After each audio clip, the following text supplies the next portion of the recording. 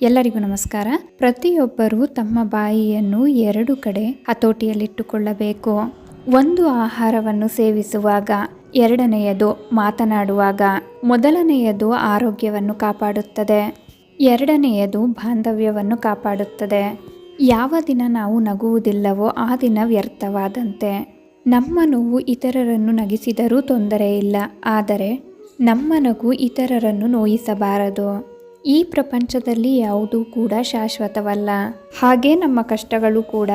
ಅಂದುಕೊಂಡರೆ ನಿಮ್ಮ ಹಣೆ ಬರಹವು ಇಷ್ಟೇ ಎನ್ನುವವರ ಮುಂದೆ ಕೂಡ ನಿಮ್ಮ ಮುಂದೆ ಅವರು ತಲೆ ತಗ್ಗಿಸುವ ಹಾಗೆ ಮಾಡುವ ತಾಕತ್ತು ನಿಮ್ಮಲ್ಲಿದೆ. ಹಾಗೆಂದು ಈಗ ಬಂದಿರುವ ಸ್ವಲ್ಪ ಕಷ್ಟಗಳಿಗೆ ನೀವು ತಲೆ ತಗ್ಗಿಸಿದರೆ ಹೇಗೆ? ಧೈರ್ಯವಾಗಿರಿ. ಜಗಳವಾಡದೇ ಇರುವ ಪತಿ ಪತ್ನಿ ಮದುವೆ ಎನ್ನುವ ಬಂಧನಕ್ಕೆ ನಿಜವಾದ ಪ್ರತಿರೂಪರು. ಹೀಗೆ ಎನ್ನುವುದಾದರೆ ಎಷ್ಟು ಜಗಳವಾಡಿದರೂ ಕೂಡ ಬೇರೆಯಾಗದ ಪತಿ ಪತ್ನಿ ಸ್ವಚ್ಛವಾದ ಪ್ರೇಮಕ್ಕೆ ಪ್ರತಿರೂಪರು, ಅದ್ಭುತವಾದ ಸ್ವರೂಪರು. ಏಕೆಂದರೆ ಜಗಳವಾಡಿದ ಮಾತ್ರಕ್ಕೆ ಪ್ರೇಮವಿಲ್ಲವೆಂದು ಅರ್ಥವಲ್ಲ. ಎಲ್ಲಿ ಪ್ರೇಮವಿರುತ್ತದೆಯೋ ಅಲ್ಲಿ ಜಗಳವೂ ಇರುತ್ತದೆ. ಕೆಲವು ಸಂದರ್ಭಗಳಲ್ಲಿ ವ್ಯಕ್ತಿಗಳ ಭಿನ್ನಾಭಿಪ್ರಾಯದಿಂದ ಮನಸ್ತಾಪಗಳು ಬರಬಹುದೇನೋ, ಆದರೂ ಆ ಭಿನ್ನಾಭಿಪ್ರಾಯದಲ್ಲೂ ಇಬ್ಬರ ಆಳವಾದ ಮನಸ್ಸಿನಲ್ಲಿ ಅಭಿಪ್ರಾಯ ಒಂದೇ ಇರುವುದರಿಂದ ಕೊನೆಯವರೆಗೂ ಜೊತೆಯಲ್ಲೇ ಇರುವರು. ಬರೀ ಭಿನ್ನಾಭಿಪ್ರಾಯ ಬೇರೆ ಆದ ಮಾತ್ರಕ್ಕೆ ದೂರವಾದರೆ ಬೇರೆಯವರೊಂದಿಗೆ ಅಭಿಪ್ರಾಯ ಒಂದೇ ಇರುತ್ತದೆ ಹೀಗೆಂದು ಹೇಳಲು ಸಾಧ್ಯವಿಲ್ಲ. ಈ ಪ್ರಪಂಚದಲ್ಲಿ ಯಾವ ಇಬ್ಬರು ವ್ಯಕ್ತಿಗಳ ಅಭಿಪ್ರಾಯ ಒಂದೇ ಇರುವುದು ಬಹಳ ಅಪರೂಪ. ಜೊತೆಯಲ್ಲಿ ಇದ್ದಾಗಲೇ ತಿಳಿಯುವುದು ಯಾರ ಅಭಿಪ್ರಾಯ ಏನು ಎಂದು. ಅದಕ್ಕೆ ನಮ್ಮ ಸಂಸ್ಕೃತಿಯಲ್ಲಿ ಅಭಿಪ್ರಾಯ ಭಿನ್ನವಾಗಿದ್ದರೂ ಮನಸ್ಸಲ್ಲಿ ಬಿಟ್ಟಿರಲಾಗದಷ್ಟು ಪ್ರೇಮ ಇರುವುದರಿಂದ ಎಷ್ಟೇ ಜಗಳವಾಡಿದರೂ ಜೊತೆಯಲ್ಲೇ ಇರುವರು. ನಾವು ಯಾವಾಗಲೂ ಇತರರು ನಮ್ಮ ಅಭಿಪ್ರಾಯದಂತೆ ಇರಬೇಕು ಎಂದು ತಿಳಿಯುವುದು ನಮ್ಮ ಮೂರ್ಖತನ. ಈ ಜೀವನದಲ್ಲಿ ಯಾರೂ ಯಾರನ್ನು ಅರ್ಥ ಮಾಡಿಕೊಳ್ಳಲು ಸಾಧ್ಯವಿಲ್ಲ. ಹಾಗೆ ನಿಮ್ಮನ್ನು ಯಾರೋ ಅರ್ಥ ಮಾಡಿಕೊಳ್ಳಬೇಕೆಂದು ಯಾವತ್ತೂ ಭಾವಿಸಬೇಡಿ. ಅದು ಎಂದಿಗೂ ಸಾಧ್ಯವಿಲ್ಲ. ಏಕೆಂದರೆ ಕೇವಲ ಒಬ್ಬ ವ್ಯಕ್ತಿಯಿಂದ ಮಾತ್ರ ನಿಮ್ಮನ್ನು ಅರ್ಥ ಮಾಡಿಕೊಳ್ಳಲು ಸಾಧ್ಯ. ಆ ವ್ಯಕ್ತಿ ಬೇರೆ ಯಾರೂ ಅಲ್ಲ, ಅದು ನೀವೇ. ಅದನ್ನು ಮೊದಲು ಪ್ರಯತ್ನಿಸಿ. ಅದನ್ನು ನೀವು ಅರ್ಥ ಮಾಡಿಕೊಂಡಾಗಲೇ ನೀವು ಎಲ್ಲರೊಂದಿಗೆ ಪ್ರೇಮದಿಂದ ಮತ್ತು ಸಂತೋಷದಿಂದ ಇರಲು ಸಾಧ್ಯ. ಮುಖ್ಯವಾಗಿ ಪತಿ ಪತ್ನಿ ಜೊತೆಗಿರಲು ಸಾಧ್ಯ. ಇದನ್ನೇ ಎಲ್ಲ ವೇದ ಪುರಾಣಗಳು ಹೇಳಿರುವುದು. ಜಗಳವಾದ ಪ್ರತಿ ಬಾರಿ ಹೀಗೆನಿಸುವುದು, ನಾವು ಜೊತೆಗಿರುವುದು ನಮ್ಮ ಮಕ್ಕಳಿಗಾಗಿ ಅಥವಾ ಜವಾಬ್ದಾರಿಗಾಗಿ ಅಥವಾ ಸಮಾಜಕ್ಕೆ ಹೆದರಿ ಎಂದು. ಅದು ಖಂಡಿತವಾಗಿಯೂ ಸುಳ್ಳು. ನೀವು ಒಬ್ಬರಿಗೊಬ್ಬರು ಜೊತೆ ಇರುವುದಕ್ಕೆ ಇದು ಯಾವುದೂ ಕಾರಣವಲ್ಲ. ಮನಸ್ಸಿನ ಆಳದಲ್ಲಿ ಒಬ್ಬರ ಬಗ್ಗೆ ಒಬ್ಬರಿಗೆ ಖಂಡಿತವಾಗಿಯೂ ಪ್ರೇಮವಿದೆ. ಆದ್ದರಿಂದ ಮಕ್ಕಳು ಬೆಳೆದು ಅವರ ದಾರಿಗೆ ಅವರು ಹೋಗುವರು. ಪಾಲಿಸಿ ಪೋಷಿಸಿದಂತಹ ತಂದೆ ತಾಯಿಗಳು ಸಹ ಅವರ ದಾರಿಯಲ್ಲೇ ಅವರು ಇರುವರು.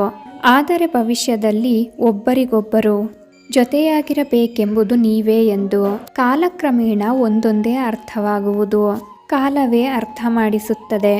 ಮನುಷ್ಯ ತಾನು ವಾಸ ಮಾಡುವ ಮನೆಯನ್ನು ಬದಲಾಯಿಸುತ್ತಾನೆ, ಬದಲಾಯಿಸಬಹುದು.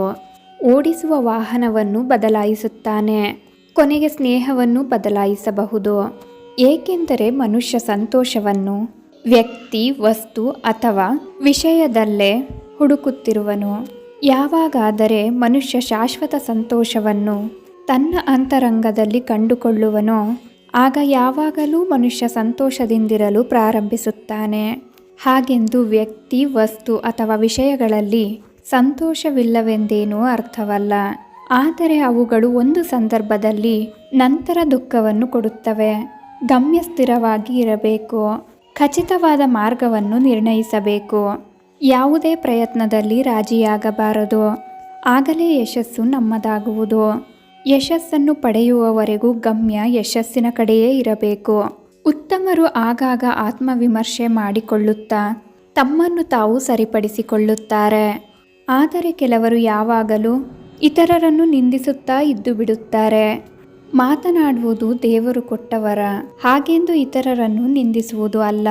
ಮಾತುಗಳನ್ನು ಕೇವಲ ಜಗಳಕ್ಕಾಗಿ ಬಳಸುವುದಲ್ಲ. ಇವು ಮನಸ್ತಾಪಗಳಿಗೆ ದಾರಿ ಮಾಡಿಕೊಡುತ್ತವೆ. ಇಂತಹ ಸಂದರ್ಭಗಳಿಗಾಗಿಯೇ ಹಿರಿಯರು ನುಡಿಯುವುದು ಮಾತು ಬೆಳ್ಳಿ ಮೌನ ಬಂಗಾರ. ಮಾತೇ ಮುತ್ತು ಮಾತೇ ಮೃತ್ಯು. ಮಾತುಗಳನ್ನು ಯಾವಾಗಲೂ ಹಿಡಿತದಲ್ಲಿ ಇಟ್ಟುಕೊಳ್ಳಬೇಕು. ಉತ್ತಮ ಮಾತುಗಾರನಾದವನು ರಾಜ್ಯವನ್ನೇ ಆಳಬಲ್ಲನು. ಉತ್ತಮವಾಗಿ ಶ್ರೇಷ್ಠವಾದ ಮಾತುಗಳನ್ನು ಆಡಲು ಅಭ್ಯಾಸ ಮಾಡಿಕೊಳ್ಳಬೇಕು.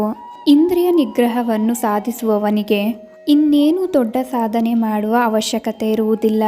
ಆದರೆ ಅಲ್ಲಿಯವರೆಗೂ ಈ ಸಾಧನೆ ಮಾಡುತ್ತಲೇ ಇರಬೇಕು. ಇಂದ್ರಿಯಗಳ ಮೇಲೆ ನಿಗ್ರಹವನ್ನು ಸಾಧಿಸುವುದು ಅಷ್ಟು ಸುಲಭವಲ್ಲ. ಸಾಧಿಸಿದವನಿಗೆ ಮಾತ್ರ ಇನ್ಯಾವುದೂ ಕಷ್ಟವೂ ಇರುವುದಿಲ್ಲ. ನಂಬಿಕೆ ಎಂಬುದು ಓದುವುದಕ್ಕೆ 3 ಅಕ್ಷರ. ಆದರೆ ಅದನ್ನು ಸಂಪಾದಿಸುವುದು ಅಷ್ಟೇನೂ ಸುಲಭವಲ್ಲ. ಹಾಗೆಂದ ಮಾತ್ರಕ್ಕೆ ಸಾಧ್ಯವಾಗದೇ ಇರುವುದೂ ಅಲ್ಲ. ಪ್ರಯತ್ನಿಸದೆ ಹೋದರೆ ಇದ್ಯಾವುದೂ ಸಿಗುವುದೂ ಇಲ್ಲ. ಏಕೆಂದರೆ ನಂಬಿಕೆ ಎಂಬುದು ಹಣಕ್ಕಿಂತಲೂ ಮೌಲ್ಯವಾಗಿರುವುದು. ಮಾತು ಹದ್ದು ಮೀರಿದರೆ ತಪ್ಪು, ಹಾಗೆ ಖರ್ಚು ಮಿತಿ ಮೀರಿದರೆ ಸಾಲ. ಈ ಎರಡೂ ಮನಃಶಾಂತಿಗೆ ಹಾನಿಕರ. ಯಾವುದೇ ವ್ಯಕ್ತಿ ಅಥವಾ ವ್ಯಕ್ತಿಯ ಜೀವನವನ್ನು ಹಾಳು ಮಾಡಿಬಿಡುತ್ತದೆ. ಗತ ಅನ್ನುವುದು ಭವಿಷ್ಯತ್ತನ್ನು ಮುಂದೆ ಸಾಗಿಸುವ ಹಾಗೆ ಇರಬೇಕು, ಸಂಪೂರ್ಣವಾಗಿ ನಿಲ್ಲಿಸುವ ಹಾಗಲ್ಲ. ಈಗಿರುವುದನ್ನು ನಾಶಪಡಿಸುವ ಹಾಗೆ ಇರಬಾರದು. ಒಳ್ಳೆಯತನ ನಾವು ಮಾಡುವ ಕೆಲಸದಲ್ಲಿ ಇರಬೇಕೇ ಹೊರತು ನಾವು ಆಡುವ ಮಾತುಗಳಲ್ಲ. ಕೆಲಸಕ್ಕೂ ಮಾತಿಗೂ ಬಹಳ ವ್ಯತ್ಯಾಸವಿರುತ್ತದೆ. ಇತರರಿಂದ ಸಹಾಯ ಬಯಸುವ ಯಾರೊಬ್ಬರೂ ಭಿಕ್ಷುಕರಲ್ಲ.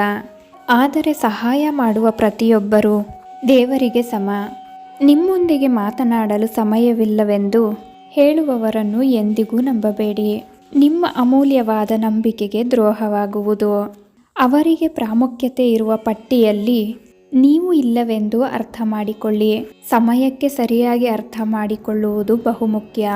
ಸಮಯ ಮೀರಿದ ನಂತರ ಅರ್ಥ ಮಾಡಿಕೊಂಡರೂ ಸಹ ದೊಡ್ಡ ಆಘಾತವಾಗುತ್ತದೆ.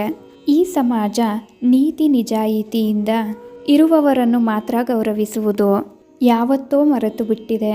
ಅವಕಾಶಕ್ಕೆ ಅನುಗುಣವಾಗಿ ನಟಿಸುವವರನ್ನು ಮಾತ್ರ ಬೆಲೆ ಮತ್ತು ಗೌರವವನ್ನು ಕೊಡುವುದಕ್ಕೆ ಅಭ್ಯಾಸ ಮಾಡಿಕೊಂಡಿದೆ. ಜೀವನದಲ್ಲಿ ಧನವೇ ನಿಜವಾದ ಸಂಪತ್ತಲ್ಲ ಅಥವಾ ಶಕ್ತಿಯೂ ಅಲ್ಲ. ಬದುಕುವುದಕ್ಕೆ ಮಾತ್ರ ಹಣ ಬೇಕು, ಆದರೆ ಎಂದಿಗೂ ಹಣವೇ ಬದುಕಾಗಬಾರದು. ಒಳ್ಳೆಯತನ, ಪರಿಶುದ್ಧತೆ ನಿಜವಾದ ಶಕ್ತಿ. ನಮ್ಮ ಆತ್ಮಸಾಕ್ಷಿಗೆ ವಿರುದ್ಧವಾಗಿ ಹಣ ಗಳಿಸಬೇಕಿಲ್ಲ. ತಾತ್ಕಾಲಿಕವಾಗಿ ಹಣ ಸಂತೋಷವನ್ನು ಕೊಟ್ಟರೂ ಶಾಶ್ವತವಾದ ಆನಂದವನ್ನು ಎಂದಿಗೂ ಕೊಡುವುದಿಲ್ಲ. ಹಣವಿರುವ ಪ್ರತಿಯೊಬ್ಬರೂ ಸಂತೋಷವಾಗಿರುವವರು ಎಂದೇನಲ್ಲ. ಸಂತೋಷ ಒಳಗಿನ ತೃಪ್ತಿಯಿಂದ ಸಿಗುತ್ತದೆ. ಧೈರ್ಯದಿಂದ ಇರಿ, ಶಾಂತಿಯಿಂದ ಇರಿ, ಸಮಾಧಾನದಿಂದ ಇರಿ. ಖಂಡಿತವಾಗಿಯೂ ಎಲ್ಲವೂ ಒಳ್ಳೆಯದೇ ಆಗುವುದು. ಇವೆಲ್ಲವುಗಳಲ್ಲಿ ನಿಮಗಿಷ್ಟವಾದ ಸೂಕ್ತಿಯನ್ನು ಇತರರೊಂದಿಗೂ ಹಂಚಿಕೊಳ್ಳಿ. ಪತಿ ಪತ್ನಿಯರ ನಡುವಿನ ಜಗಳದ ಬಗ್ಗೆ ಶ್ರೀಕೃಷ್ಣನು ಆಡಿರುವಂತಹ ಅಮೃತವಾಣಿಯನ್ನು ತಿಳಿಸುತ್ತಾ ನಾನು ಈ ವಿಡಿಯೋನ ಇಲ್ಲಿಗೆ ಎಂಡ್ ಮಾಡ್ತಿದ್ದೀನಿ. ಶ್ರೀಕೃಷ್ಣನ ಈ ಅದ್ಭುತವಾದ ವಾಕ್ಯಗಳು ನಿಮಗಿಷ್ಟ ಆದರೆ ದಯವಿಟ್ಟು ನಮ್ಮ ಚಾನಲ್ಗೆ ಸಬ್ಸ್ಕ್ರೈಬ್ ಆಗಿ, ಲೈಕ್ ಮಾಡಿ, ಶೇರ್ ಮಾಡಿ, ಹಾಗೆ ಕಮೆಂಟ್ ಮಾಡಿ. ಜೈ ಶ್ರೀಕೃಷ್ಣ. ಶ್ರೀಕೃಷ್ಣಾರ್ಪಣಮಸ್ತು.